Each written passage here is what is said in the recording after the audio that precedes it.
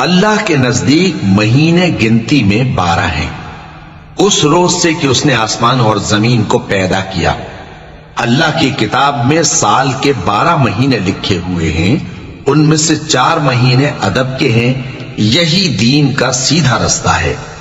تو ان مہینوں میں قتال ناحق سے اپنے آپ پر ظلم نہ کرنا، اور تم سب کے سب مشرکوں سے لڑو جیسے وہ سب کے سب تم سے لڑتے ہیں، اور جان رکھو کہ اللہ پرہیزگاروں کے ساتھ ہے۔ ادب کے کسی مہینے کو ہٹا کر آگے پیچھے کر دینا کفر میں بڑھ جانا ہے۔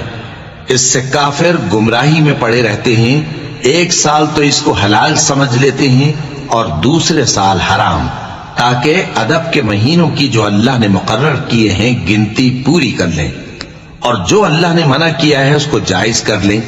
ان کے برے اعمال ان کو بھلے دکھائی دیتے ہیں، اور اللہ کافر لوگوں کو ہدایت نہیں دیا کرتا۔